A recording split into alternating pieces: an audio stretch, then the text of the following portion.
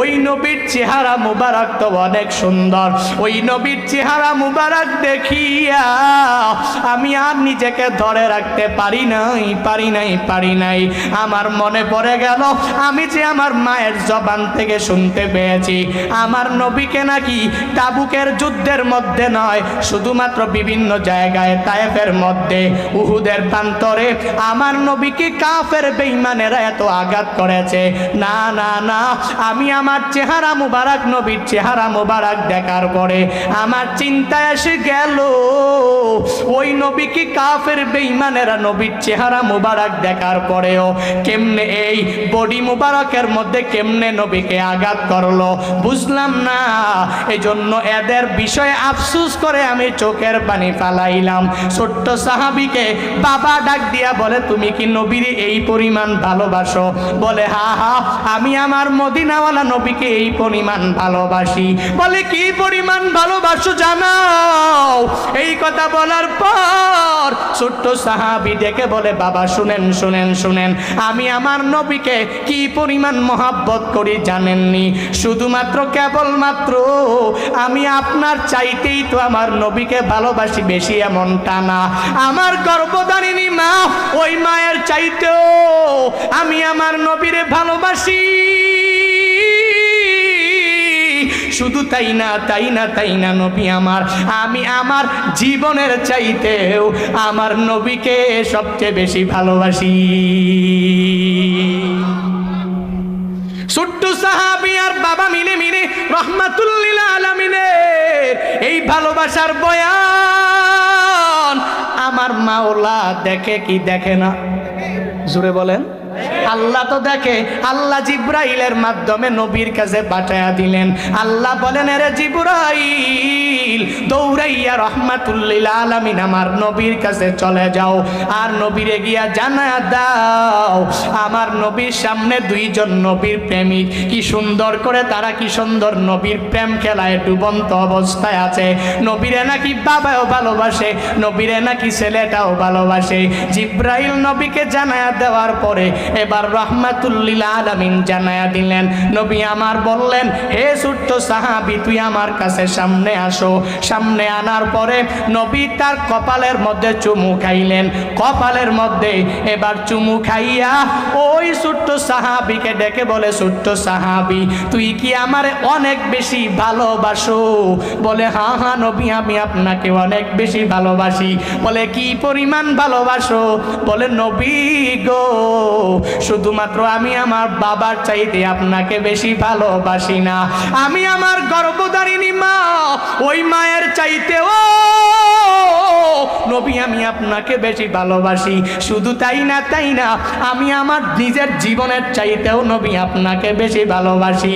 নবী আমার বলে, প্রমাণ দাও। প্রমাণ দেওয়া ছাড়া তো হবে না, তুমি যে তোমার বাবার চাইতেও আমাকে বেশি ভালোবাসো। ওই ছোট্ট সাহাবীর ওই কোমরের মধ্যে মা তরবারি ঢুকে দিয়েছিল। আগের জামানার তো ওই ছোট্ট ছোট্ট সাহাবীদের কোমরের মধ্যে মারা তরবারি ঝুলাইয়া দিত, খঞ্জর ঝুলাইয়া দিত। রহমাতুল লিল আলামিন বলেন, তোমার কোমরের মধ্যে কি? বলে, আমার কোমরের মধ্যে আমার মা খঞ্জরটা ঝুলাইয়া দিয়েছে। নবী বলে, আমার হাতের মধ্যে দাও। নবী খঞ্জরটা হাতের মধ্যে নিয়া বলে, হে ছোট্ট সাহাবী এখনই দৌড়াইয়া যাইয়া তোমার বাবার দেহ থেকে গর্দানটা যদি আলাদা করে দিতে পারো, আমি নবীর কথা মানিয়া তুমি যদি তোমার বাবার গর্দান যদি আমার কাছে এনে দিতে পারো, তাহলেই প্রমাণ হয়ে যাবে তুমি শুধুমাত্র তোমার নিজের জীবনের চাইতেও আমাকে বেশি ভালোবাসো না, বরং তোমার বাবার জীবনের চাইতেও তুমি আমাকে ভালোবাসো।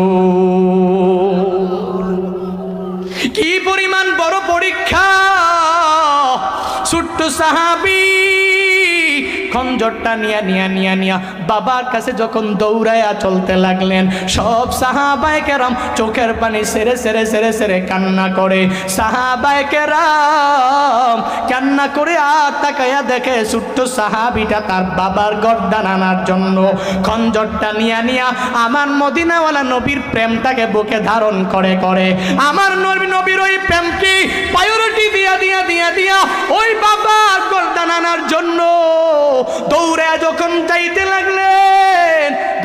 যাইয়া যখন বাবার গর্দানের নিচে যখন সুন্দর করে তরবারিটা রাখবে, এখন এই গর্দানটা কেটে ফেলবে, বাবাটা মালিকের দরবারে ডাক দেয়, হে মালিক, তুমি আমারে নবীর প্রেমের ভালোবাসার এক সন্তান দান করেছো।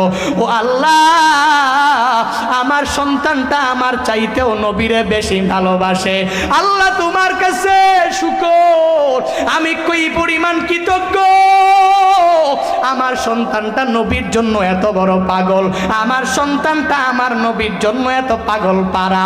আল্লাহ, আজকে গর্দান নেওয়ার মাধ্যমে আমি অখুশি হব না, কারণ আমি বলতে পারবো আমার সন্তানটা আমার নবীর ভালোবাসায় গর্দান নিয়ে গেছে।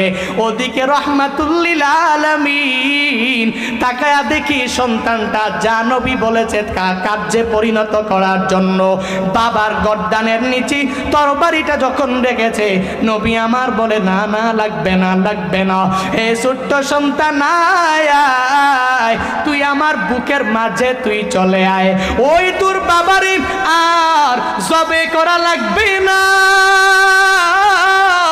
আর তোর বাবার গর্দান আলাদা করা লাগবে না। আমি নবীর কাছে প্রমাণ হয়ে গেল তুই যে শুধুমাত্র তোর জীবনের চাইতে না, বরং তুই যে আমারে ভালোবাসো, তুই তোর বাবার চাইতেও তো আমাকে ভালোবাসো, তুই মায়ের চাইতেও তো আমাকে বেশি ভালোবাসো। আর প্রমাণ দেওয়া লাগবে না, যখন তুই বাবার গর্দানের নিচে যাইয়া এই তরবারিটা যখন দেখলি, আমি নবীর আর বুঝতে বাকি নাই তুই যে তোর বাবার চাইতেও মায়ের চাইতেও আমি নবীরে বেশি ভালোবাসো। এবার নবী বলেন, হে ছোট্ট সাহাবীর বাবা, শুনো, তোমার সন্তানটা যেদিন মৃত্যুবরণ করবে, আমি নবী তারেও ভালোবেসে ফেললাম, আমি নবী নিজে তোমার ওই সন্তানের নিজে আমি নিজের হাতে গোসল করাবো, আমি নবী নিজে তোমার সন্তান যখন পূর্ণাঙ্গভাবে জানাজার খাটের মধ্যে শোয়া থাকবে, আমি নবী নিজে তোমার ওই সন্তানের জানাজার ইমামতি আমি নবী নিজেই করব। তোমার সন্তান যখন মারা যাবে, আমি নবী নিজে আমার হাতে তোমার সন্তানটাকে কবরের মধ্যে রাখবো। এই কথা বলার পরে ছোট্ট সাহাবীর বাবা আর বুঝতে বাকি নাই, যেহেতু আমার বাচ্চাটা বড় ছোট, রহমাতুল্লিল আলামিন যেহেতু বললেন নবী নিজে তার জানাজার দাফন কাফনের ব্যবস্থা করবেন, তাহলে বুঝার আর বাকি নাই আমার সন্তানটা মনে হয় আর বেশি দিন দুনিয়ার মধ্যে বেঁচে থাকবে না। এ বান্দারা, সংক্ষিপ্ত করে করে বলি, ওই ছোট্ট সাহাবী কয়েকদিন পরে যখন ইন্তেকাল হয়ে গেল, ইন্তেকালের আগে বাবাকে আর মাকে আবদার জানায়, ও বাবা ও মা, যদি আমি গভীর রাতে যদি আমি মরিয়া যাই, যদি আমি রাত 12টা 1টা 2টা বাজে যদি আমি মরিয়া যাই, তাহলে আমার নবী তো বলেছেন জানাজার দাফন কাফনের ব্যবস্থা নবী নিজেই করবেন। না না না, আমার নবীকে ওই রাতের মধ্যে কবর দেওয়ার কোনো প্রয়োজন নাই। কারণটা কি জানেন? আমার নবী যখন জানাজার দাফন কাফনের ব্যবস্থা করার জন্য যখন এত গভীর রাতে আমি সন্তানের বাড়িতে চলে আসবে, তখন কাফের মুশরিকরা আমার নবীকে আঘাত করতে পারে। এত গভীর রাতে ষড়যন্ত্রকারীরা আমার নবীর ব্যাপারে ষড়যন্ত্র করতে পারে। ও বাবা, আমি ওসিয়ত করে গেলাম, আমি পূর্ণাঙ্গভাবে মা আপনার কাছে ওসিয়ত করে গেলাম, যদি আমি রাতের বেলা মরিয়া যাই, আমার নবী যেন আমার জানা যায় না সে নবীরে খবর দেওয়ার কোনো প্রয়োজন নাই। ফজরের নামাজের পরে এমনিতেই তো খবর হয়ে যাবে। এই কথা বলে ছোট্ট সাহাবী দুনিয়া থেকে বিদায় নিয়ে গেলেন। ফজরের নামাজের পরে নবীকে খবর দেওয়া তো হলো না। দিনের বেলা নবী যখন সুন্দরভাবে খবর পাইয়া গেলেন, রহমাতুল্লিল আলামিন সাহাবীকে বলে, চলো চলো, আমার ওই ছোট্ট সাহাবীর দাফন কাফনের ব্যবস্থা আমি নবী নিজেই করব। এই কথা যখন বলে, ওই সাহাবী বলে, নবী না না, ওই ছোট্ট সাহাবী তো আর দুনিয়ার মধ্যে নাই, আসমানের নিচে জমিনের উপরে সে তো আর বেঁচে নাই, বরং বারজাকের জীবনে কবরের মধ্যে সে শায়িত আছে। নবী আমার বলেন, কি বলো? আমি তো বলেছিলাম এই ছোট্ট সাহাবীর জানাজার দাফন কাফনের ব্যবস্থা আমি নবী নিজেই করব। मैं सूरत यूसुफ को नहीं चाहने वाला, मैं सूरत यूसुफ को नहीं चाहने वाला, मैं कैसे के मानंद नहीं आशिक लैला, मैं कैसे के मानंद नहीं आशिक लैला, मैं आशिक मौला हूँ मेरा इश्क दवाना, मैं आशिक मौला हूँ मेरा इश्क दवाना, ए जुमला जहाँ जिसके तजल्ली से उजाला, ए जुमला जहाँ जिसके तजल्ली से उजाला। আজকের এই মাহফিলে আপনারা আসতে পেরে বসতে পেরে খুশি না বেজার? সকলে একবার করে চিল্লায়া ওই মালিকের প্রশংসা আদায় করি, পড়ি আলহামদুলিল্লাহ। সর্বাবস্থায় প্রশংসা হবে কার? আরো জোরে। আমাদের প্রশংসা পাওয়ার একমাত্র যোগ্যকে। আমরা সর্বাবস্থায় আমাদের চলাফেরার ক্ষেত্রে বন্ধু একজনকেই বানাবো, তিনি কে? আল্লাহকে বন্ধু বানাইলে দুনিয়াতে লস, আখেরাতেও লস নাই। আল্লাহকে যেই ব্যক্তি বন্ধু বানাবে, ক্লোজ ফ্রেন্ড বানাবে, ওই ব্যক্তির দুনিয়াতেও কোনো লস নাই, আর ওই ব্যক্তির আখেরাতেও জাহান্নামে যাওয়ার কোনো ভয় নেই। ওই ব্যক্তির দুনিয়াতে হবে কল্যাণকামী এবং আখেরাতে সে হবে জান্নাতের অধিপতি।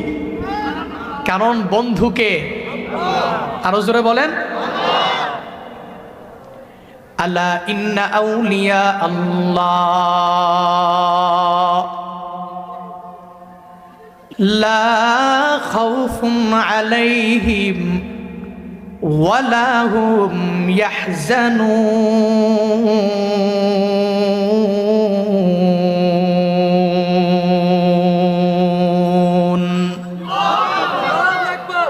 আল্লাহ বলেন, আলা জেনে নাও, ইন্না আউলিয়া আল্লাহ, নিশ্চয়ই আল্লাহর ওলি যারা, আল্লাহর বন্ধু যারা, আল্লাহর ক্লোজ যারা, আল্লাহকে যে ক্লোজ বানাইতে পারে, আল্লাহকে যে ঘনিষ্ঠ মনে করতে পারে, আল্লাহকে যে নিকটাত্মীয় মনে করতে পারে, নিকটতম বন্ধু মনে করতে পারে, এদের কোনো লা খাউফুন আলাইহিম, এই দুনিয়াতে এদের কোনো ভয় নাই, আবার আখিরাতেও জাহান্নামে যাওয়ার কোনো চিন্তা নাই। কারণ বন্ধুকে, আরো জোরে বলেন, তোমার মতো প্রিয় বন্ধু যার হৃদয়ে রয়, রবের মতো প্রিয় বন্ধু যার হৃদয়ে রয়, তার কি আর থাকতে পারে, তার কি আর থাকতে পারে দুঃখ কষ্ট ভয়, তোমার মতো প্রিয় বন্ধু যার হৃদয়ে রয়, রবের মতো প্রিয় বন্ধু যার হৃদয়ে রয়। শিশুকালে মায়ের দুধে বাঁচাও ক্ষুধা প্রাণ, মায়ের স্নেহে বেড়ে উঠি তোমার অবদান। অবদান কার? শিশুকালে মায়ের দুধে বাঁচাও ক্ষুধা প্রাণ, মায়ের স্নেহে বেড়ে উঠি তোমার অবদান। বন্ধু হয় ভালোবাসা, বন্ধু হয় ভালোবাসা ছড়াও জগৎময়, তোমার মতো প্রিয় বন্ধু যার হৃদয়ে রয়, রব রবের মতো প্রিয় বন্ধু যার হৃদয়ে রায়। ঠিক কিনা? আল্লাহকে যেই বান্দা বন্ধু বানাবে তার দুনিয়াতে কোনো চিন্তা নাই, নাই কষ্ট, নাই কোনো ভয়, কারণ তার বন্ধুকে। আরে দুনিয়ার যদি কোনো অনেক বন্ধুটা যদি অনেক বড় দামি হয়ে যায়, বড় মেম্বার অফ পার্লামেন্ট অথবা কোনো এমপি, কোনো মন্ত্রী, কোনো মেম্বার, কোনো চেয়ারম্যান, এলাকার সমাজের কোনো ধনী, যদি তাকে কেউ বন্ধু বানায়, সে কি পরিমাণ পাওয়ার খাটায় সব জায়গায়। কেন? বলে আমার বন্ধু জানো কে? আমার বন্ধু মেম্বার। আমার কাছের মানুষ কে জানো? চেয়ারম্যান। আমার কাছের মানুষ কে জানো? Member of parliament. এই সাবধান, আমার সাথে কথা বলতে আসবি না, আমার উপরে কথা বলবি না, কারণ জানোস আমার লোকের অভাব নাই। হা হা, আসমানের নিচে জমিনের উপরে দুনিয়ার মেম্বার, চেয়ারম্যান, মেম্বার অফ পার্লামেন্টের কাছাকাছি থাকার কারণে দুনিয়াতে পাওয়ার খাটাইতে পারে। তো ওই রবকে যেই বান্দা বন্ধু বানাবে তা তো দুনিয়াতে কোনো চিন্তাই থাকার কথা না, কারণ মাল্লাহুল মাওলা ফালাহুল কুল। সেই বান্দার জন্য আল্লাহ হয়ে যাবে। মদিনাওয়ালা নবী বলেন ফালাহুল কুল, সব কিছু তার জন্যই তো হয়ে গেল। আল্লাহকে যেই বান্দা নিজের ক্লোজ বানাবে, বন্ধু বানাবে, কোনো চিন্তা নাই। যেখানেই যাবে ওখানে মানুষ সম্মান করলে করুক, মর্যাদা দিলে দেখ, না দিলে নাই, ওদিকে এই বান্দা তাকাবে না, কারণ বান্দা তো জানে আমার মাওলা আমার সাথে আছে। আল্লাহু মাই, আল্লাহ সর্বাবস্থায় আমার সাথেই আছে। সুতরাং দুনিয়া আখিরাতে কোনো কিছুর চিন্তা এই বান্দার মাঝে। এজন্য বন্ধু বানাবো কাকে? প্রশংসাও করবো কার?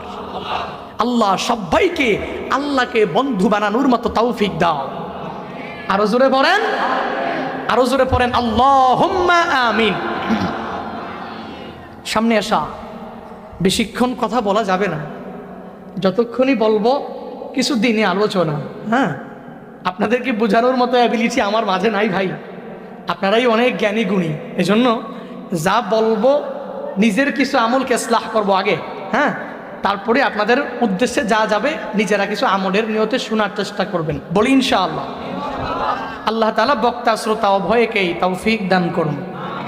আরো জোরে পড়েন। আল্লাহ তাআলা পবিত্র কালামুল্লাহ শরীফে বলেন জান্নাতুল ফিরদাউস কার জন্য? বলে দুই গুণে গুণান্বিত ওই বান্দার জন্যই রাখা। এক নম্বরে যে ঈমানওয়ালা, দুই নম্বরে যে নেক আমল করনেওয়ালা। এবারে ঈমানওয়ালার মধ্যে আছে ঈমানওয়ালি, আবার ওই নেক আমল করনেওয়ালার মাঝেই নিহিত আছে নেক আমল করনেওয়ালি। অর্থাৎ পুরুষরা জান্নাতে যাবে, মহিলারা যাবে না। কথা বলে না কেন? পুরুষেরা জাহান্নামী হবে, মহিলারা হবে না। এই জন্যই পবিত্র কালামুল্লাহ শরীফের এই যে দুই গুণে গুণান্বিত ব্যক্তিরা জান্নাতুল ফিরদাউস পাবে, এখানেই নিহিত আছে পুরুষ, আবার এখানেই নিহিত আছে নারী, মহিলা। ইন্নাল্লাযীনা আমানু ওয়া আমিলুস সলিহাত কানাত লাহুম জান্নাতুল ফিরদাউসি নুজুলা। আল্লাহ তাআলা বলেন জান্নাতুল ফিরদাউস কার জন্য? বলে এক নম্বরে যে ঈমানওয়ালা, দুই নম্বরে যে দুনিয়াতে নেক আমল করনেওয়ালা, তার জন্য জান্নাতুল ফিরদাউস। ওই জান্নাতুল ফিরদাউস ঈমানদার ছাড়া অন্য কারো জন্য না। ওই জান্নাতুল ফিরদাউস যেই বান্দা নেক আমল করে না ওই বান্দার জন্য না। ওই জান্নাতুল ফিরদাউস কার জন্য আল্লাহ বানায়া রাখলেন? বলে এক নম্বরে যেই বান্দা ঈমানওয়ালা, দুই নম্বরে যেই বান্দাটাই নেক আমল করনেওয়ালা। আর এই ঈমানদারের মাঝে শুধুমাত্র কেবলমাত্র মুসলমান, শুধু পুরুষেরা না, বরং মহিলারাও আছে কি নাই? মহিলারাও তো জান্নাতি হবে, নারীরাও তো জান্নাতি হয়ে যাবে। যেই নারী ঈমান আনবে ওই নারী জান্নাতি হয়ে যাবে। যেই নারী নেক আমল করে করে জিন্দেগিটা কাটায়া দিতে পারবে ওই নারীও জান্নাতি হতে পারবে। পুরুষেরাও যদি ঈমান আনে তাহলে জান্নাতুল ফিরদাউস পেয়ে যাবে। আবার এই পুরুষেরা যখন নেক আমল করবে আল্লাহ মায়া করে তাকে জান্নাতুল ফিরদাউসের মধ্যে ঢুকায়া দিবে। শুধু তাই না, বলে ওই জান্নাতের মধ্যে এই বান্দারা এই বান্দিরা কয়দিন থাকবে? খালিদিনা ফিহা, বলে ওই জান্নাতের মধ্যে একদিন, 2 দিন, 3 দিন, 1 সপ্তাহ, 1 মাস, 1 বছর, 1 যুগ থাকবে না। ওই জান্নাতের মধ্যে এই বান্দারা প্রবেশ করবে। খালিদিনা ফিহা, ওই জান্নাতের মধ্যে অনন্তকাল থাকবে। যদি কোনো ফেরেশতা যায় বলে এই জান্নাতের চেয়ে আরেকটা সুন্দর জান্নাত আমরা তোমারে দিতে চাই, আল্লাহ বলেছেন এই জান্নাতটা চেঞ্জ করে আরেকটা জান্নাতের মধ্যে যাওয়ার জন্য বান্দা চাইবে না। কারণ দুনিয়াতে যদি 5 স্টার মানের হোটেলের মধ্যে কোনো বান্দাকে দেওয়া হয়, ওই বান্দাকে যদি বলা হয় 2 স্টার 3 স্টার মানের হোটেলের মধ্যে যাইবা কিনা, ওই বান্দা বলবে না না, 5 স্টার মানের হোটেলের মধ্যে থাইকা আমার অভ্যাস হয়ে গেল, এই জন্য 2 স্টার 3 স্টার হোটেলগুলো আমার জন্য ভালো লাগে না। এই বান্দার কাছে ভালো লাগে 5 স্টার হোটেল, কারণ তার মজা ওই বান্দা বুঝে গিয়েছে। ঠিক তদ্রূপভাবে যেই বান্দা ঈমান আমল পূর্ণাঙ্গ নিয়া জান্নাতুল ফিরদাউসের মেহমান হয়ে যেতে পারবে, আল্লাহ তাকে মায়া করে জান্নাতুল ফিরদাউসের মধ্যে যখন ঢুকায়া দিবে, ওই বান্দাকে আরো যত বড় সুন্দর জান্নাত দেওয়া হোক না কেন, ওই বান্দা বলবে আল্লাহ লাগবে না, লাগবে না, লাগবে না, যেই জান্নাত তুমি আমারে দিয়েছো এই জান্নাতের চেয়ে আর কোনো সুন্দর জান্নাত লাগবে না। ওই জান্নাতটাই আমার জন্য অনেক বড় প্রিয়, আর লাগবে না রে মালিক, তুমি আমারে যেই জান্নাত দিয়েছো ওই জান্নাতটাই আমার জন্য হয়ে যাবে। কারণ হলো এই বান্দা ওই জান্নাতের মজা পেয়ে যাবে, এই বান্দি ওই জান্নাতের মজা পেয়ে যাবে। ওই জান্নাতের মধ্যে যে ঢুকবে, ওই জান্নাতের মধ্যে সর্বাবস্থায় অনন্তকাল বান্দা ঢুকে যাবে। এখন যদি বলি হুজুর ঈমান আনলাম, নেক আমল তো বেশি আমি করতে পারলাম না, ঈমানটাকে যদিও মজবুত করে করে আমি চললাম, কিন্তু কই আমি যেই পরিমাণ আমল করি এই আমল দিয়া তো মাওলার জান্নাতের মধ্যে যাওয়া যাবে না। কারণ আমার ঈমান তো আছে ঠিক, আমি নেক আমল ফজর পড়লে জোহর পড়তে পারি নাই, আমি জোহর পড়লে আসরের নামাজটা পড়তে পারলাম না, আমি আসর পড়লে মাগরিব পড়তে পারলাম না, আবার মাগরিব পড়লে এশার ফজরের কোনো খবর নাই।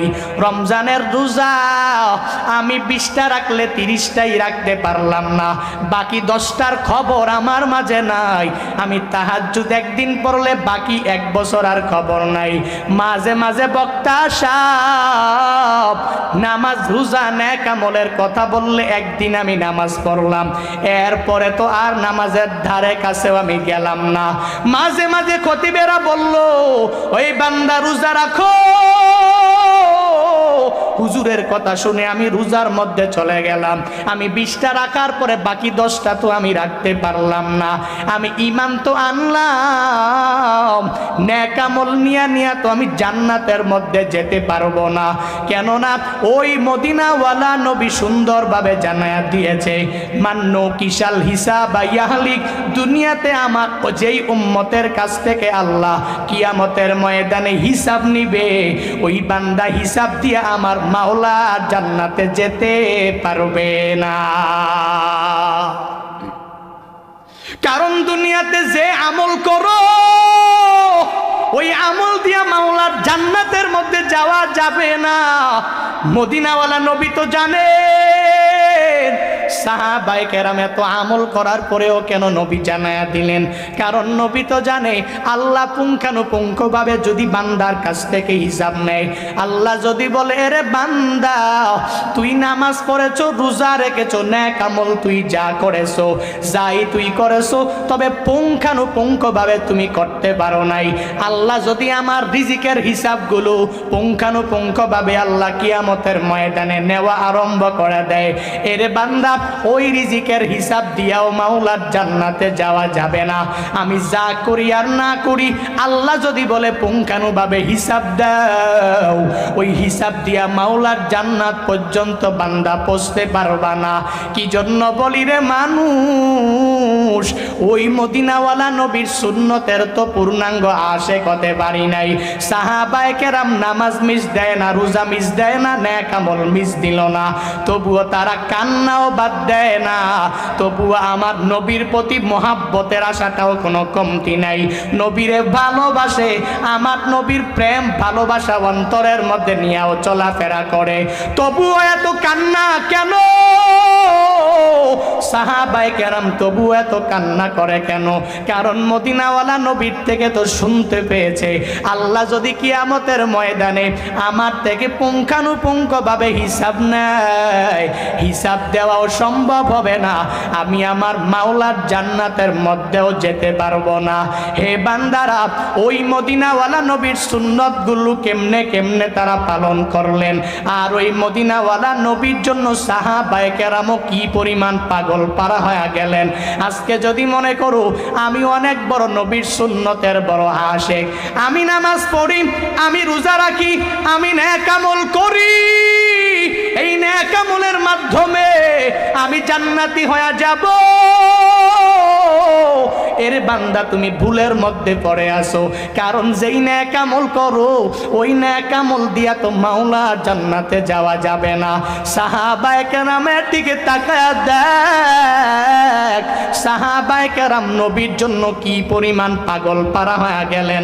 রহমাতুল লিল আলামিনের একটা ছোট্ট সাহাবী, বাবাও সাহাবী, ছেলেটাও সাহাবী।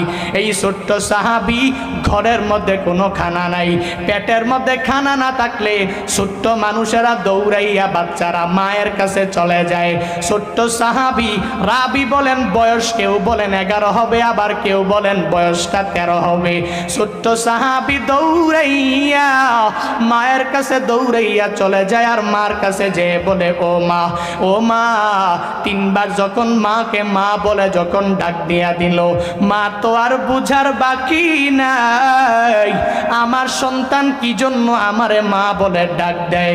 কারণ মা তো জানে আমার ঘরের মধ্যে খানা নাই, সন্তানের পেটের মধ্যে বড় ক্ষুধা, আমার সন্তান পেটের ক্ষুধার যন্ত্রণা সহ্য করতে পারে না, এই জন্য সে আমারে মা বলে ডাক দিয়া দিল।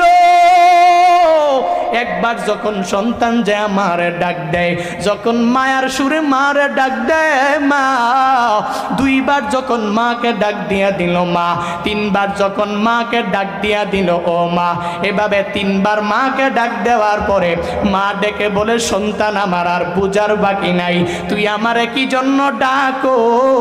আমি মা পূর্ণাঙ্গ ভাবেই তো বুঝে গেলাম, কারণ আমি জানি তোর পেটের ক্ষুধার যন্ত্রণা তুই সহ্য করতে পারো না। এই দুনিয়াতে যত স্ত্রীর মায়া নিয়ে তুই ঘোরাফেরা করো, ওই স্ত্রীরে যদি তুই একবার ডাক দাও, স্ত্রী বুঝবে না কি জন্য তুমি স্ত্রীরে ডাক দিয়া দিলা। তুই ছেলেরে যত মায়া নিয়া ডাক দাও, ওই ছেলে বুঝবে না তুমি কি জন্য ছেলেরে ডাক দিয়া দিলা। তুই তোর মেয়েরে যদি মায়া নিয়া ডাক দাও, তোমার মেয়েটাও বুঝবে না তুমি কি জন্য ডেকেছো। আর ওই মায়ের দরওয়াজার সামনে যে যদি মায়া ভরা মাকে যদি একটা ডাক দাও, ওই মা তো আর বুঝার বাকি হবে না, মা পূর্ণাঙ্গ ভাবে বুঝে যাবে তুই মায়ের কাছে কি চাও। এরে বান্দারা, ওই মায়ের তুই এখনো স্ত্রীর কথা শুনে আঘাত দিতে দ্বিধা করো না। স্ত্রীকে ডাক দিলে স্ত্রী কি জন্য ডেকেছ বুঝবে না, নিজের ছেলের দিকে তাকাইয়া ওই মায়ের কেমনে আঘাত দাও, ওই মেয়ের দিকে তাকাইয়া নিজের মায়ের বান্দা কেমনে আঘাত দাও। এজন্য তো বলি ছোট্ট সাহাবী মায়ের কাছে দৌড়ে গেলেন, আর মার কাছে যাইয়া বলে মা একবার ডাক দেওয়ার পরে, দুইবার ডাক দেওয়ার পরে, তিনবার যখন মাকে মা বলে যখন ডাক দিয়া দিল, মা বলে আর বুঝার বাকি নাই, তুই আমার কাছে কি চাও? এর বান্দারা, এজন্য তো বলি মার ডাক শুনে শুনে শুনে শুনে ওই মা তোমার ডাকের পকট পরে শুনে শুনে মা বলতে পারে তুমি মায়ের কাছে কি চাও, তোমার কি আবদার মা বলে দিতে পারে। এর বান্দারা, কারণ বান্দা প্রবাসে যে থাকে এই বান্দারে তুমি জিজ্ঞেস করলে বুঝতে পারবা। তাকে জিগাইও ওই মায়ের কত দাম, ওই মায়ের কি পরিমাণ সম্মান, ওই মায়ের ডাকের মধ্যে কি পরিমাণ মধুরতা। কারণ উমরার মধ্যে ওই সৌদি আরবে যাওয়ার পরে কত মানুষেরা আইসা আইসা আইসা বলে হুজুর আপনার মায়ের বয়ান শুনে কত কান্না করেছি জানি না, আপনার বাবার বয়ান শুনে কত কান্না করেছি জানি না। কারণ মায়ের বয়ান শুনলে নিজের চোখের পানিগুলো ধরে রাখতে পারি না, বাবার বয়ান শুনলে নিজের চোখের পানিগুলো ধরে রাখতে পারি না। কারণ ওই বান্দা তো মায়ের জন্য বড় পাগল। এই বান্দা মায়ের বয়ান শুনলে নিচে চোখের পানি ফালায়, বাবার বয়ান শুনলে বান্দা চোখের পানি ফালায়। এরে আল্লাহর বান্দারা, ওই প্রবাসীদেরকে যদি জিগাও তোমার মায়ের কি পরিমাণ দাম, তখন বলতে পারবা। কারণ ও জানে মা তো কাছে নাই, মার ডাকটাও তো শুনতে পারে না। ছোট্ট সাহাবী দৌড়াইয়া মায়ের কাছে যাওয়ার পরে মা বলে দিল আমার বুঝার বাকি নাই, এরে সন্তান তুই আমার কাছে কি চাও আমি বুঝে গেলাম, তবে না না আমি মা জানি আমার ঘরের মধ্যে কোনো খানা নাই, তবে আমি তোরে বলে দিতে পারি তুই যদি পেটের ক্ষুধা নিবারণ করতে চাও ওই মদিনাওয়ালা নবীর দরবারে চলে যাও। আমার নবীর দরবারে যাইয়া যদি নবীর চেহারা মুবারকের দিকে যদি তাকাও, তাহলে তোর যত বড় পেটের ক্ষুধার যন্ত্রণা হোক না কেন, আমার মদিনাওয়ালা নবীর চেহারা মুবারক দেখতে দেরি হয়ে যাবে, তোমার পেটের ক্ষুধা নিবারণ হতে দেরি হবে না। ছোট্ট সাহাবী ডেকে বলে মা বলো আমার বাবা কোথায়, আমি আমার বাবাকে নিয়ে মসজিদে নববীতে দৌড়াইয়া যাব গো মা, আমি দৌড়াইয়া রহমাতুল্লিল আলামিনের দরবারে চলে যাব। মা পেটের ক্ষুধার যন্ত্রণা তো সহ্য করতে পারি না। যখন বলে দিল বাবা তোর একটু পরে তোর বাবা পেছন দিক দিয়ে আসবে, অপেক্ষা কর, তুই বাবারে নিয়া নবীর দরবারে চলে যেতে পারবি। অপেক্ষা করতে লাগলেন। একটু পরে ছোট্ট সাহাবীর বাবাও তো বড় সাহাবী যখন চলে আসলেন, আয়েশা বললেন হে আমার ছেলে চলো চলো মসজিদে নববীতে চলে যাব, আমার নবীর দরবারে চলে যাব, নবীর দরবারে যাইয়া নবীর সামনে বয়ান শুনবো। ছোট্ট সাহাবী বলে বাবা আমি তো আপনার জন্যই তো অপেক্ষায় ছিলাম, চলেন চলেন দুইজনে মিল্লা দৌড়াইয়া মসজিদে নববীতে চলে যাই। ছোট্ট সন্তানটাকে নিয়া আঙ্গুলে ধরে ধরে নবীর দরবারে যখন রওনা হয়ে গেলেন, মসজিদে নববীতে যাওয়ার পরে তাকায়া দেখি নবী ইতিমধ্যেই বয়ান শুরু করেছে। সামনের প্রথম কাতারটাও পূর্ণ হয়ে গেল, দ্বিতীয় সফ পূর্ণ হয়ে গেল, তৃতীয় সফটাও পূর্ণ হয়ে গেল, চতুর্থ কাতারের মধ্যে ছোট্ট সন্তান তার বাবা জায়গা পেয়ে গেল। ওখানে জায়গা পাইয়া সাহাবীদের ঘাড় অনেক উঁচু উঁচু, এজন্য আমার নবীর চেহারা মুবারক দেখতে পায় না। ছোট্ট সাহাবীটা নবীর চেহারা মুবারক না দেখলে তো পেটের ক্ষুধার যন্ত্রণাও মিটবে না।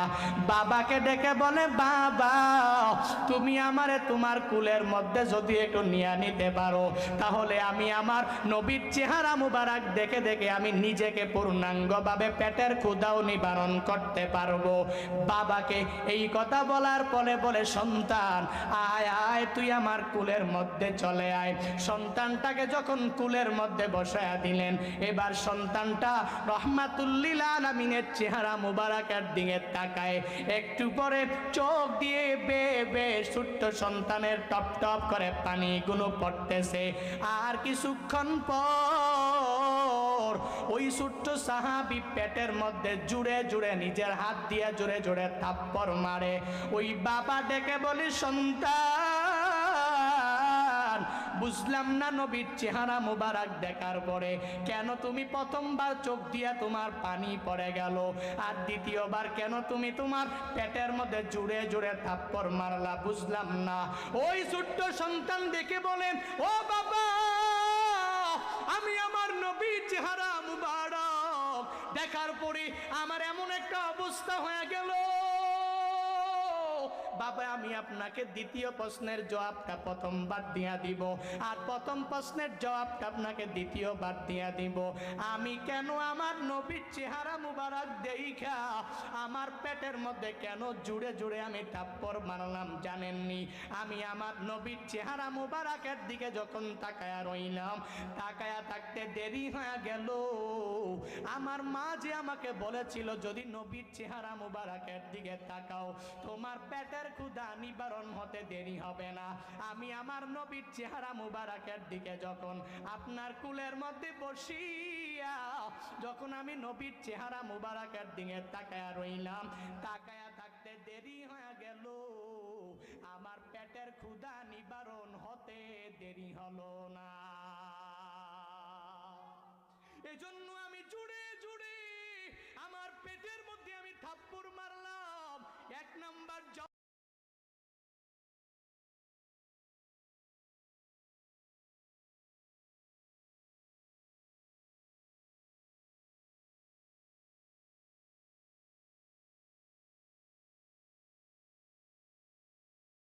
ওই নবীর চেহারা মুবারক তো অনেক সুন্দর, ওই নবীর চেহারা মুবারক দেখিয়া আমি আর নিজেকে ধরে রাখতে পারি নাই।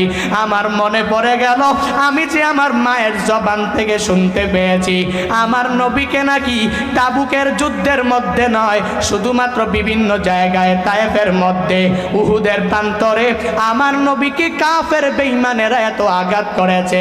না না না, আমি আমার চেহারা মুবারক নবীর চেহারা মুবারক দেখার পরে আমার চিন্তায় এসে গেল ওই নবীকে কাফের বেঈমানেরা নবীর চেহারা মুবারক দেখার পরেও কেমনে এই বডি মুবারকের মধ্যে কেমনে নবীকে আঘাত করলো বুঝলাম না। এই জন্য এদের বিষয়ে আফসোস করে আমি চোখের পানি ফালাইলাম। ছোট্ট সাহাবীকে বাবা ডাক দিয়া বলে, তুমি কি নবীর এই পরিমাণ ভালোবাসো? বলে হা হা, আমি আমার মদিনাওয়ালা নবীকে এই পরিমাণ ভালোবাসি। বলে কি পরিমাণ ভালোবাসো জানাও? এই কথা বলার পর ছোট্ট সাহাবী ডেকে বলে, বাবা শুনেন শুনেন শুনেন, আমি আমার নবীকে কি পরিমাণ মহাব্বত করি জানেননি? শুধুমাত্র কেবলমাত্র আমি আপনার চাইতেই তো আমার নবীকে ভালোবাসি বেশি এমনটা না। আমার গর্ভধারিণী মা, ওই মায়ের চাইতেও আমি আমার নবীরে ভালোবাসি। শুধু তাই না নবী আমার, আমি আমার জীবনের চাইতেও আমার নবীকে সবচেয়ে বেশি ভালোবাসি। ছোট্ট সাহাবী আর বাবা মিলে মিলে রহমাতুল লিল আলামিনের এই ভালোবাসার বয়ান আমার মাওলা দেখে কি দেখে না? জোরে বলেন। আল্লাহ তো দেখে। আল্লাহ জিব্রাইলের মাধ্যমে নবীর কাছে পাঠায়া দিলেন। আল্লাহ বলেন, আরে জিব্রাইল দৌড়াইয়া রহমাতুল লিল আলামিন আমার নবীর কাছে চলে যাও, আর নবীরে গিয়া জানায়া দাও আমার নবীর সামনে দুইজন নবীর প্রেমিক কি সুন্দর করে তারা কি সুন্দর নবীর প্রেম খেলায় ডুবন্ত অবস্থায় আছে। নবীরে নাকি বাবাও ভালোবাসে, নবীরে নাকি ছেলেটাও ভালোবাসে। জিব্রাইল নবীকে জানায়া দেওয়ার পরে এবার রহমাতুল লিল আলামিন জানায়া দিলেন। নবী আমার বললেন, হে ছোট্ট সাহাবী তুই আমার কাছে সামনে আসো। সামনে আনার পরে নবী তার কপালের মধ্যে চুমু খাইলেন। কপালের মধ্যে এবার চুমু খাইয়া ওই ছোট্ট সাহাবীকে ডেকে বলে, ছোট্ট সাহাবী তুই কি আমারে অনেক বেশি ভালোবাসো? বলে হ্যাঁ হ্যাঁ নবী, আমি আপনাকে অনেক বেশি ভালোবাসি। বলে কি পরিমাণ ভালোবাসো? বলে নবী গো, শুধুমাত্র আমি আমার বাবার চাইতে আপনাকে বেশি ভালোবাসি না, আমি আমার গর্ভধারিণী মা ওই মায়ের চাইতে ও নবী আমি আপনাকে বেশি ভালোবাসি। শুধু তাই না আমি আমার নিজের জীবনের চাইতেও নবী আপনাকে বেশি ভালোবাসি। নবী আমার বলে প্রমাণ দাও। প্রমাণ দেওয়া ছাড়া তো হবে না, তুমি যে তোমার বাবার চাইতেও আমাকে বেশি ভালোবাসো। ওই ছোট্ট সাহাবীর ওই কোমরের মধ্যে মা তরবারি ঢুকে দিয়েছিল। আগের জামানার তো ওই ছোট্ট ছোট্ট সাহাবীদের কোমরের মধ্যে মারা তরবারি ঝুলাইয়া দিত, খঞ্জর ঝুলাইয়া দিত। রহমাতুল লিল আলামিন বলেন তোমার কোমরের মধ্যে কি?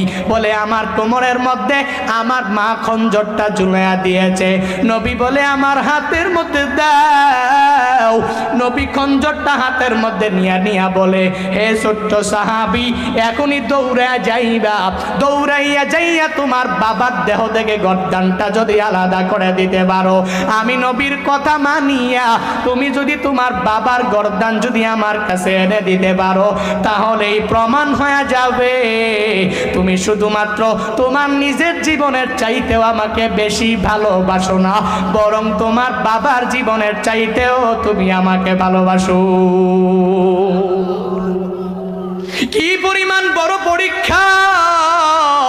ছোট্ট সাহাবী খঞ্জরটা নিয়া বাবার কাছে যখন দৌড়াইয়া চলতে লাগলেন, সব সাহাবায়ে কেরাম চোখের পানি সেরে কান্না করে।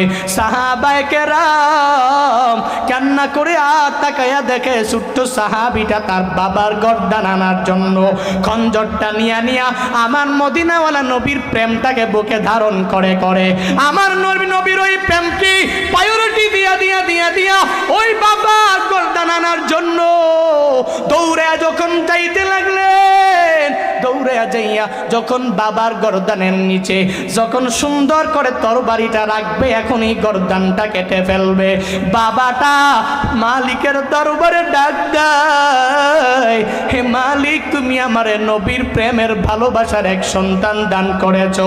ও আল্লাহ, আমার সন্তানটা আমার চাইতেও নবীরে বেশি ভালোবাসে। আল্লাহ তোমার কাছে শুকর, আমি কই পরিমাণ কৃতজ্ঞ।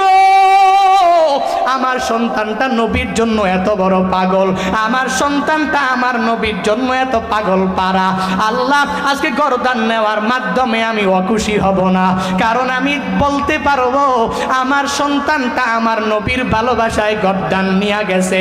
ওদিকে রহমাতুল লিল আলামিন তাকায়া দেখি সন্তানটা যা নবী বলেছে কার্যে পরিণত করার জন্য বাবার গর্দানের নিচে তরবারিটা যখন রেখেছে, নবী আমার বলে না লাগবে না, এ ছোট্ট সন্তান আয়, তুই আমার বুকের মাঝে তুই চলে আয়, ওই তোর বাবারই আর জবে করা লাগবে না,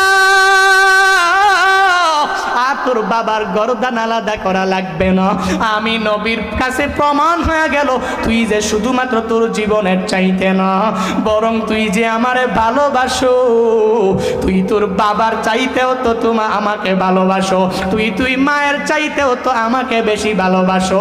আর প্রমাণ দেওয়া লাগবে না, যখন তুই বাবার গর্দানের নিচে যাইয়া এই তরবারিটা যখন দেখলি, আমি নবীর আর বুঝতে বাকি নাই তুই যে তোর বাবার চাইতেও মায়ের চাইতেও আমি নবীরে বেশি ভালোবাসো।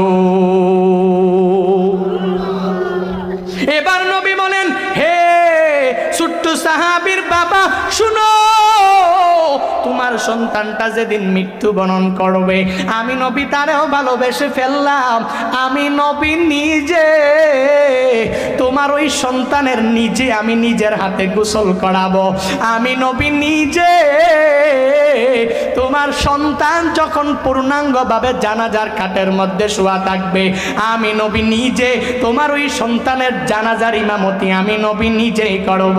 তোমার সন্তান যখন মারা যাবে, আমি নবী নিজে আমার হাতে তোমার সন্তানটাকে কবরের মধ্যে রাখবো। এই কথা বলার পরে ছোট্ট সাহাবীর বাবা আর বুঝতে বাকি নাই, যেহেতু আমার বাচ্চাটা বড় ছোট, রহমাতুল লিল আলামিন যেহেতু বললেন নবী নিজে তার জানাজার দাফন কাফনের ব্যবস্থা করবেন, তাহলে বুঝার আর বাকি নাই আমার সন্তানটা মনে হয় আর বেশি দিন দুনিয়ার মধ্যে বেঁচে থাকবে না।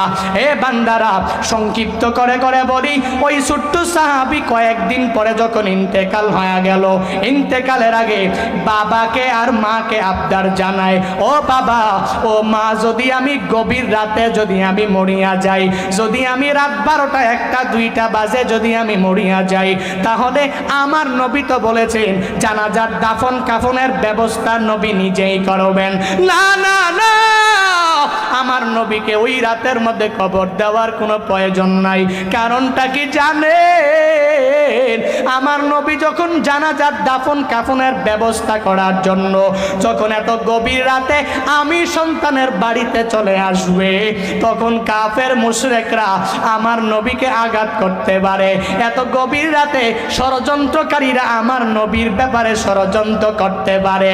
ও বাবা, আমি ওসিয়ত করে গেলাম, আমি পূর্ণাঙ্গভাবে মা আপনার কাছে ওসিয়ত করে গেলাম, যদি আমি রাতের বেলা মরিয়া যাই, আমার নবী যেন আমার জানা যায় না, সে নবীরে খবর দেওয়ার কোনো প্রয়োজন নাই।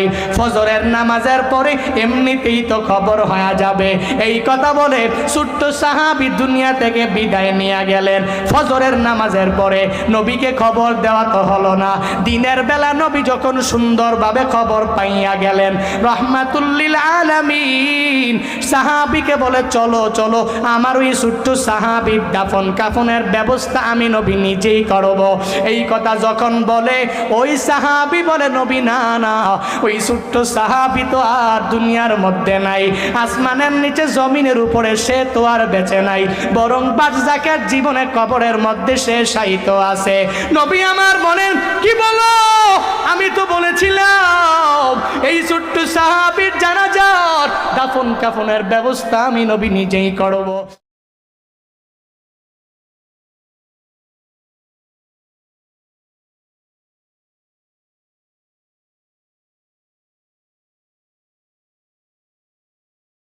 এক পাশে বসে বসে কান্না করে, আর ছোট্ট সাহাবীকেও কবরস্থ করে দেওয়া হলো।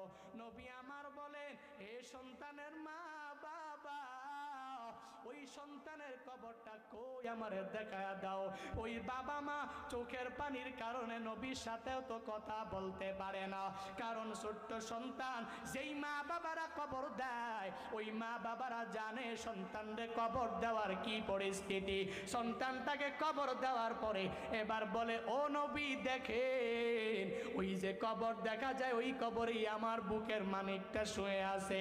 নবী আমার দৌড়াইয়া ওই ছোট্ট সন্তানের কবরের মধ্যে যাইয়া নবী বাম হাতটা কি কবরের মধ্যে রেখে রেখে আর ডান হাতে বলে, হে মালিক,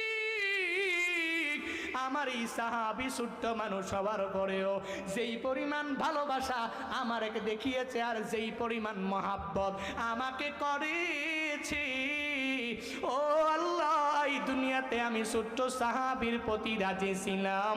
আজকে থেকে ওই কবরের মধ্যে যাওয়ার পরে আমার এই ছোট্ট সাহাবীর জিম্মা তুমি আল্লাহ নিজেই নিয়া না।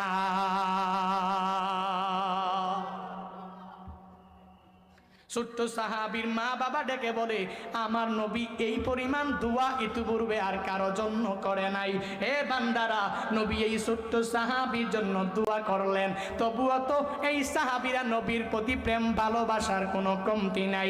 আজকে যদি আমি বলি আমি এমনিতেই তো জান্নাতের মেহমান হয়ে গেলাম, আমি তো এমনিতেই নেক আমল করি, আমি এমনিতেই জান্নাতি হয়ে যাব, না না না না, ওই জান্নাতে যাওয়ার জন্য লাগবে উসিলা, ওই জান্নাতে যাওয়ার জন্য লাগবে ঈমান, ওই জান্নাতে যাওয়ার জন্য লাগবে সাহাবায়ে কেরামদের আদর্শে আদর্শবান হওয়া। হে আম্মা জানেরা, শুনেন শুনেন, জান্নাতের মধ্যে যাওয়ার জন্য লাগবে তো উসিলা। তো কেমনে যাবেন ওই জান্নাতের মধ্যে যাওয়ার জন্য? আপনারা যেই হাদিসের উপরে পূর্ণাঙ্গ আমল করবেন, মদিনাওয়ালা নবী মহিলাদের জন্য সুন্দরভাবে আমল শিখাইয়া দিলেন। যেই মহিলারা 4টি আমল করতে পারবে, 4 গুণে গুণান্বিত হয়ে যেতে পারবে, জান্নাতের যেই দরওয়াজা দিয়া মন চায় ওই দরওয়াজা দিয়াই জান্নাতে প্রবেশ করবে। হে আম্মা জানেরা, শুনেন, আপনারাও যে আমল করবেন, যেই আমলের মাধ্যমে জান্নাতি হওয়া যাবে। আম্মা জানেরা, ইযা সাল্লাতিল মারওয়াতু খামসাহা, 1 নম্বরে 5 ওয়াক্ত নামাজ আপনি আদায় করবেন, জান্নাতে যাওয়া আপনার জন্য সহজ হয়ে যাবে। ওয়াক্ত মতো আদায় করা লাগবে। ফজরেরটা জোহরে, জোহরেরটা আসরে, আসরেরটা মাগরিবে, মাগরিবেরটা এশায় নিয়ে আদায় করলে তো হবে না, হবে না, হবে না। 1 নম্বরে আম্মা জানেরা 5 ওয়াক্ত নামাজ ঠিক টাইমে আদায় করা লাগবে। ইন্নাস সালাতা কানাত আলাল মুমিনিনা কিতাবাম মাওকুতা। আল্লাহ তাআলা জানা দিলেন নামাজটা ফরজ কখন, বলে নির্ধারিত টাইমেই তো পড়া লাগবে।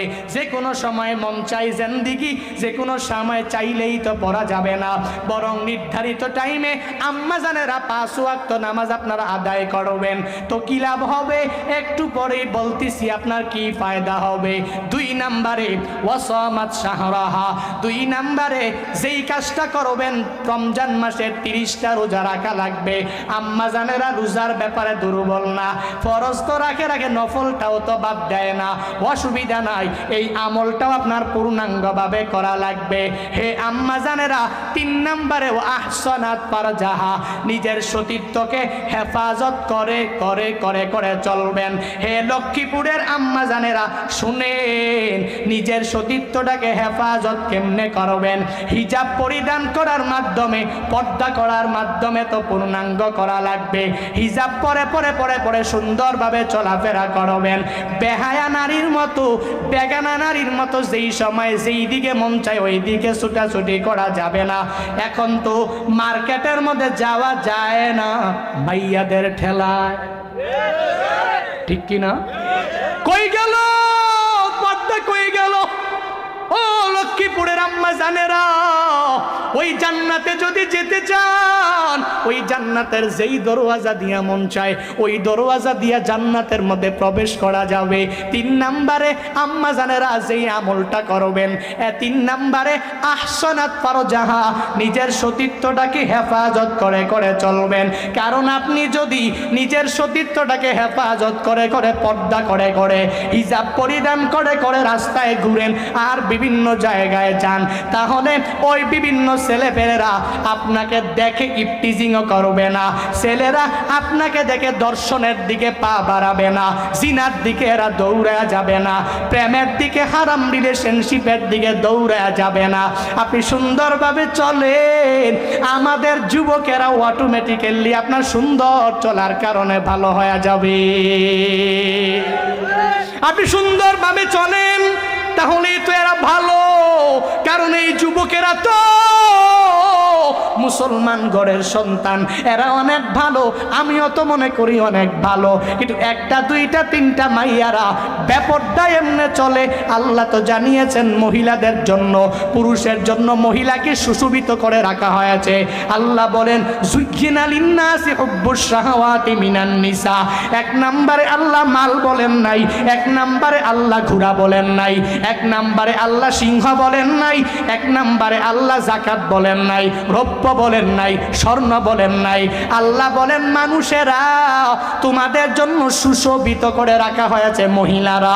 এজন্য আপনাকে দেখলে তো যুবকরা আকর্ষণ তো লাগবেই।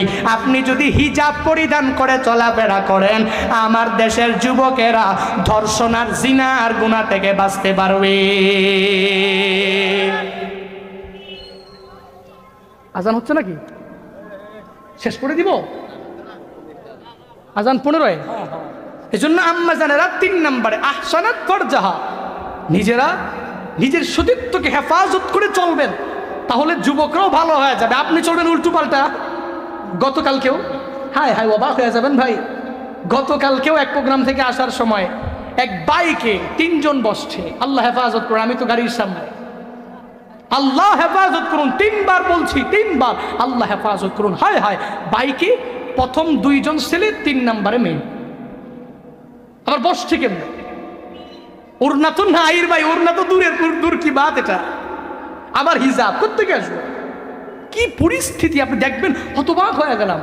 আমার ড্রাইভার বলে দেখেন এদের বাবা মা কেমন, হায় হায় এদের বংশ কেমন, এদের কি ব্যাকগ্রাউন্ডে কেউ নেই। হায় হায় হায় হায়, আল্লাহ হেফাজত করো। এই যে মেয়েরা বাইক নিয়ে ঘোরাঘুরি করে ছেলেরা, মেয়েকে পিছনে নিয়ে, গার্লফ্রেন্ড নিয়ে। তো এগুলা দেখলে তার একটা যুবক এমনিতেই পাগল হয়ে যাবে, সে তো এমনিতেই সিডিউস হয়ে যাবে। আপনি ফিতা দেখায় চলবেন আর ছেলেরা সিডিউস হইলে সমস্যা। আল্লাহ হিদায়াত দান করুন। আরো জোরে পড়েন না ভাই। ওই দেখেন না মাঝে মাঝে পোশাকের স্বাধীনতার নামে টিএসসি মোড়ে মোড়ে কয়েকদিন পরে পরে কিছু পাগলের আবির্ভাব হয়, দেখেন না? মাঝে মাঝে পাগল তো পাগলা, হায় হায় হায়, আল্লাহ এদেরকে হেদায়াত দিক। এরা পোশাকের স্বাধীনতা চায়, ছেলেরা কত সুন্দর করে চলে, তো আমরা ছেলেদের পোশাক পরে চললে অসুবিধা কি? তোমরা সিডিউস হয়ে যাও কেন? বলে কি বলে না? এরা আসমানের নিচে জমিনের উপরে, হায় হায়। আরে ভাই, ইসলামিক জ্ঞান তো থাকা লাগবে, এদের ব্যাকগ্রাউন্ডের সমস্যা রে ভাই। আমি যেটা মনে করি, কারণ পরিবার থেকে একটা মেয়ে শিক্ষা পাবে।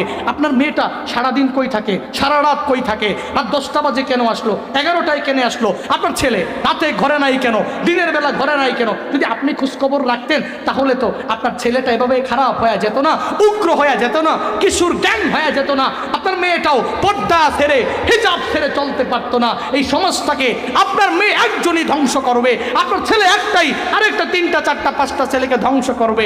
এর জন্য দায়ভার আপনার ওই কিয়ামতের ময়দানে দেওয়া লাগবে। শুনবেন, বাবা মারা খালি সন্তান জন্ম দিলেই তো হয় না, কুল্লুকুম রাঈন ওয়া কুল্লুকুম মাসউলুন আন রাইয়াতিহি। ওই কিয়ামতের ময়দানে আপনাকে জিজ্ঞেস করা হবে এই বিষয়ে যে তোমরা তো সবাই রক্ষক ছিলা, তোমার অধীনস্থ, তোমার ছেলে, তোমার মেয়ে, এরা সবাই কিভাবে চলেছে, কিভাবে তাদের জিন্দেগি চালিয়েছে, কিভাবে নামাজ পড়েছে কি পড়ে নাই, রোজা রেখেছে কি রেখে নাই, নেক আমল করেছে কি করে নাই, এই বিষয়ে জিজ্ঞেস করা হবে না? হবে হবে। ওই দিন জবাবদিহির কাঠগড়ায় সবাইকেই দাঁড় হতে হবে। এই জন্য হে আব্বারা, হে আম্মারা, আপনার ছেলে আপনার মেয়ে কি করে, কোথায় যায়, কিভাবে যায়, সর্বাবস্থায় এদেরকে দেখে শুনে রাখবেন। পারবেন না ইনশাআল্লাহ?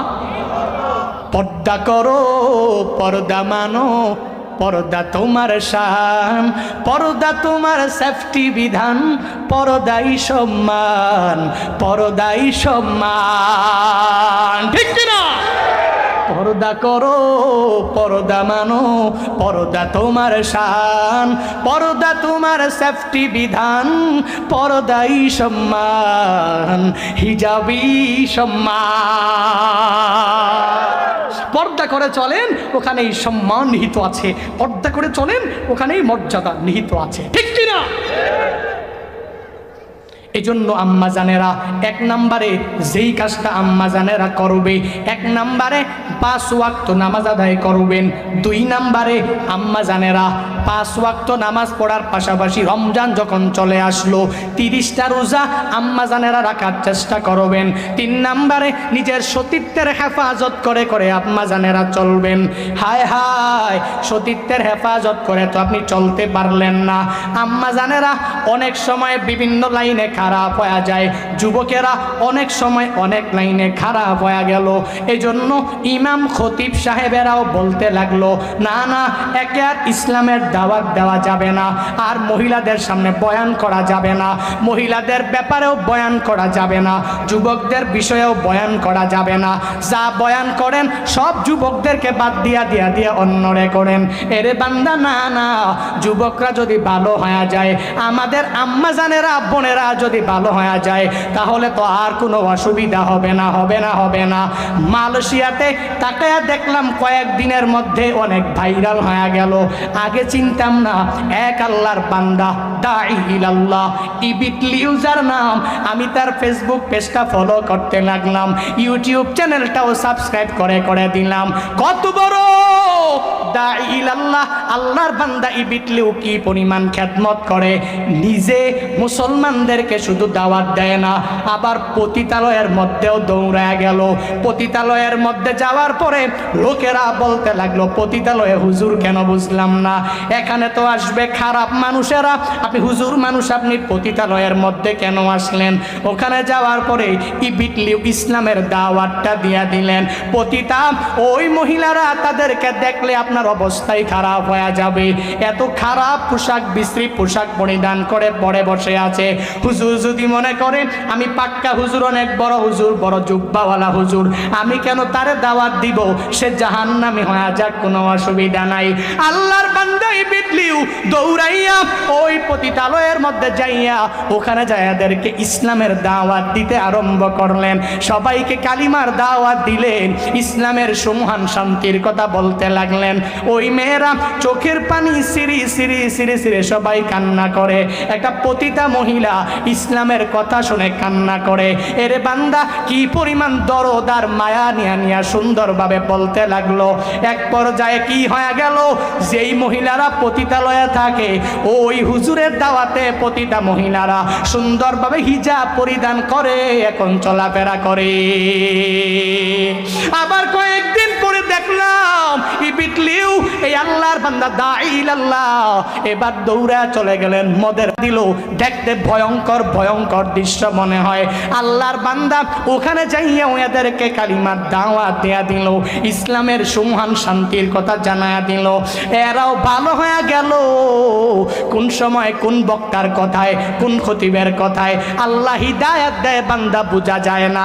এজন্য তো বলি আম্মা জানেরা ওই ইবলিসের মতো তার সাথে তাল মিলাইয়া আমিও আপনাকে আজকে বলে গেলাম, দেখেন না পর্দা করলে সম্মান কমবে না, হিজাব পরিধান করলে সম্মান কমবে না, নিজের সতীত্বের হেফাজত ধরে রাখলে আপনার সম্মান কমবে না। হে আম্মা জানেরা, 1 নম্বরে নামাজ পড়বেন, 2 নম্বরে রোজা রাখবেন, 3 নম্বরে নিজের সতীত্বের হেফাজত করে করে করে করে চলবেন, 4 নম্বরে আম্মা জানেরা নিজের স্বামীর খেদমত করবেন। স্বামী যা আইনা দেয় আলহামদুলিল্লাহ বলে মেনে নেবেন। অন্য ঘরের দিকে তাকাইয়া ওই মানুষগুলো অনেক ভালো, সে অনেক ধনী, অনেক টাকাওয়ালা, এজন্য সে স্ত্রীর দামি শাড়ি কিনে দিতে পারলো, দামি 3 পিস কিনে দিতে পারলো। আপনি ওদের দিকে তাকাইয়া স্বামীর সাথে ভালো ব্যবহার করেন না, শুধু আসলেই জ্বালান আর বলেন তারা আইনা দিতে পারলে তুমি কেন পারবা না। না না আম্মা জান, এই দুনিয়াতে নিজের স্বামীর দিকে তাকাইয়া যদি তার সাথে ভালো আচরণ করতে পারেন কি ফায়দা হবে আপনার জানেন জানেন জানেন। মদিনাওয়ালা নবী জানায়া দেয় উদখুলিল জান্নাতা মিন আইয়ি আবওয়াবিল জান্নাতি শিতি। যেই মহিলারা এই 4টি গুণে গুণান্বিত হয়া হয়া এই দুনিয়ার মধ্যে চলতে পারবে, 1 নম্বরে যদি নামাজ পড়তে পারে, 2 নম্বরে রোজা, 3 নম্বরে সতীত্বের হেফাজত, 4 নম্বরে স্বামীর খেদমত করে করে করে করে যদি চলতে পারে, নবী আমার বলেন আল্লাহ কিয়ামতের ময়দানে বলবে, হে নারী উদখুলিল জান্নাত, তুমি জান্নাতের মধ্যে প্রবেশ করো। শুধুমাত্র জান্নাতে একটা দরওয়াজা দিয়া না, উদখুলিল জান্নাতা মিন আইয়ি আবওয়াবিল জান্নাতি শিতি। ওই জান্নাতের 8টা দরওয়াজা দিয়া, যেই দরওয়াজা দিয়া মন চায় ওই দরওয়াজা দিয়া নারী তুমি জান্নাতে ঢুকে যাও। আতিনা ফি দারে দুনিয়া না হাসান, আতিনা ফি দারে উকবানা হাসান, ইয়া গিয়াসাল মুস্তাগীসিন হাদিনা লফতিখারা বিল উলুমি ওয়াল গিনা। হর গড়ি মে দিন তু তৈয়ার হয়, ঝুনা মাঙ্গে উস তু বেজারো হ্যায়। আম্মা জানেরা 4টি আমল বেশি বেশি করবেন, তাহলে জান্নাতে যাওয়া আপনাদের জন্য সহজ হয়ে যাবে। হে পুরুষেরা, হে মুসলমান বান্দারা, আপনাদের জন্য আমল আছে, মদিনাওয়ালা নবী শিখায়া দিয়েছেন জান্নাতে যাওয়ার সহজ উপায় 4টি আমল। ভবিষ্যতে আসলে ইনশাআল্লাহ পুরুষদের বিষয়ে যে 4টি আমল, জান্নাতে যেতে পারবেন ভাই। আরে ভাই সহজে সহজে জান্নাতে যাওয়া যাবে, উসিলা ছাড়া আমার মাওলার জান্নাতে যাওয়া যাবে না। এজন্য প্রিয় ভাইরা উসিলা ঢুকাবেন, একটা আমল কন্টিনিউ করবেন, যে আমল আমি করতেছি তো করতেছি তো করতেছি, এই আমলটাই কন্টিনিউ রাখবো, আমি বাদ দিব না। পারবো না ইনশাআল্লাহ? একটা আমল করতে পারবো না ভাই? আরে ভাই লাইফে তো আমল করতে পারি না, তো একটা আমল করি যেটাতে ইখলাস থাকবে, একনিষ্ঠতা থাকবে, যে এটা আমলটা আমি করতেছি তো করতেছি, আমার যত তুফান আসুক, ঝড় আসুক, যাই আসুক, এই আমলটা যাতে না ছুটে। তো এই রিজার্ভ করা এই আমলটা কিয়ামতের ময়দানে আল্লাহর সামনে পেশ করতে পারবো। আল্লাহকে বলবো, আল্লাহ কত বিপদে পড়েছি, মুসিবতে পড়েছি, তুফান এসেছে, ঝড় এসেছে, জুলুমের শিকার হয়েছি, নির্যাতনের শিকার হয়েছি। আল্লাহ আমি একটা আমলকে কন্টিনিউ রেখেছি, এই উসিলাই কি মাফ করে আমাকে জান্নাতে দেওয়া যায় না? আল্লাহ তখন বলবে, হ্যাঁ হ্যাঁ দেওয়া যায়। তো এই উসিলাই তোকে জান্নাত দিয়া দিলাম। আল্লাহ জান্নাত দিলে কোনো লস, জাহান্নামে দিলে কোনো লাভ নাই। এজন্য আল্লাহর কাছে উসিলা টুকাবেন, রিজার্ভ করা কিছু আমল তৈরি করবেন। আল্লাহ প্রত্যেককে জান্নাতুল ফিরদাউসে যাওয়ার জন্য যেই যে উসিলাগুলো টুকানো দরকার, ওই উসিলাগুলো নিয়ে নিয়ে বারজাখের জীবনে যাওয়ার তৌফিক দান করুন। সকলে পড়ি আমিন। আরো জোরে পড়েন, আরো জোরে পড়েন আমিন। মাহফিল ইন্তেজামিয়া কমিটি তো 3-4টা গজলের কথা বলছিল, কিন্তু সময় কই রে ভাই। ভবিষ্যতে আসলে ইনশাআল্লাহ বাদাল এশা কথা বলবো। বাদাল এশা। আরে ভাই নামাজ নামাজ একটা নামাজ একটু শেষ করে দিই। সত্যের পক্ষে গান গাই বলে বিদ্রোহী, একটু জুড়ে জুড়ে আওয়াজ দিতে হবে। পারবেন? যুবকেরা পারবেন? সত্যের পক্ষে গান গাই বলে আমি বিদ্রোহী, সত্যের পথে ডাকি বলে আমি বিপ্লবী। সত্যের পক্ষে গান গাই বলে আমি বিদ্রোহী, সত্যের পথে ডাকি বলে আমি বিপ্লবী। কোরআনের কথা বলি তাই বলে আমাকে মৌলবাদী, জিহাদের কথা বলি তাই বলে আমাকে জঙ্গিবাদী। আমি বিদ্রোহী, বিপ্লবী, মৌলবাদী, কেন জঙ্গিবাদী? ঠিক কিনা? আমি বিদ্রোহী, বিপ্লবী, মৌলবাদী, কেন জঙ্গিবাদী? বিদ্রোহী, বিপ্লবী, মৌলবাদী, কেন জঙ্গিবাদী? জন্মের পরে কানে আজান কি দেয়নি? তুমি মৌলবাদী ছাড়া হওনি। জন্মের পরে আজান লাগে নাই? লাগছে রে আজান। জন্মের পরে কানে আজান কি দেয়নি? তুমি মৌলবাদী ছাড়া হওনি। আবার মরণের পরে জানাজা পড়াবে, মরণের পরে জানাজা পড়াবে, তখন কোথায় পালিয়ে যাবি? তখন তো পালানোর জায়গা নাই, কারণ মৌলবী ছাড়া জানাজা পড়াবে কে? তখন তো দেখবা মৌলবী ছাড়া যখন জানাজা পড়াইতে যাইবা, জানাজার মধ্যে ঈদের নামাজ পড়াইয়া ফেলবে। ঠিক কিনা? এক নেতা দেখেন নাই পণ্ডিতি কইরা জানাজা পড়াইতে গিয়া ঈদের নামাজ পড়াইয়া ফেলছে। হ্যাঁ, এরকমই তোমার জানাজা হইল দুঃখের নামাজ, ওখানে খুশির নামাজ হবে। যদি মৌলবাদকে গালি দাও, মনে রাখো ওই মৌলবাদকে বাদ দিয়ে জানাজা হয় না। মৌলবাদকে বাদ দিয়ে কোশ্চিন কালেও তোমার জন্ম হয়নি।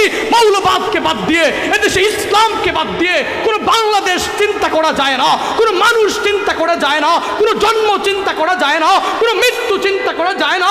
ওই উলামায়ে কেরামকে নিয়ে যারা কটূক্তি করে, এদেশের হক্কানি মুসলিম তাওহীদি জনতা উলামায়ে কেরামের পক্ষে ছিল, আছে, থাকবে ইনশাআল্লাহ। আল্লাহ সবাইকে উলামায়ে হক্কানি রব্বানীদের পক্ষে থাকার তৌফিক দান করেন। পড়েন আমিন। আরো জোরে পড়েন। আল্লাহ সবাইকে উলামায়ে কেরামের মহব্বত ধারণ করে করে করে মৃত্যুবরণ করার তৌফিক দান করুন। آمين آمين وارحمنا معهم. بارك الله لنا ولكم في القرآن العظيم ونفعنا وإياكم بالآيات والذكر الحكيم واستغفروه إنه هو الغفور الرحيم. والسلام عليكم ورحمة الله وبركاته.